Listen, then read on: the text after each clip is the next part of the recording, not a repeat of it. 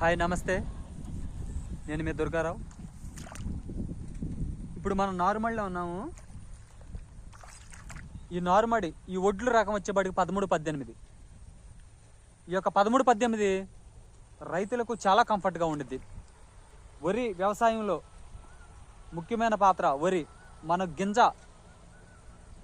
గింజలు తీసుకొచ్చి నారుమడి కింద పోసి ఈ యొక్క నారుని గ్రోత్, ఈ యొక్క నారు ఎంత కంఫర్ట్గా మనం పెంచగలిగితే, ఎంత బాగా మనం నారుని పెంచగలిగితే మనకి వరి అంత దిగుబడి వచ్చే అవకాశం ఉంది. కాబట్టి ఈ నారుమడి జస్ట్ 10 days అయింది. నారుమడి పోసేది జస్ట్ 10 days. ఒకసారి చూడండి,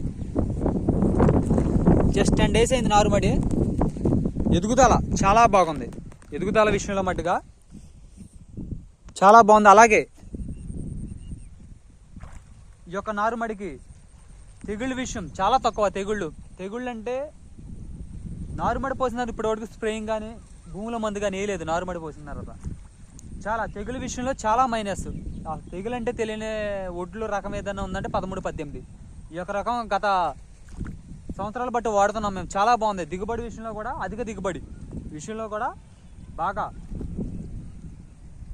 రైతుకు మట్టుగా తక్కువ ఖర్చుతో ఎక్కువ లాభం తెచ్చిపెట్టే ఒడ్ల రకం ఏదైనా ఉంది వ్యవసాయం నిమిత్తం అంటే 13-18 చాలా బాగుంటుంది. వాడి చూడండి ఎవరైనా వాడేవాళ్ళు ఉంటే.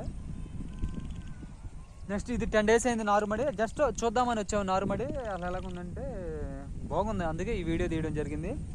రైతులు ఎవరైనా వరి నారు వాడాలని కూడా 13-18 చాలా సూపర్గా ఉండిద్ది.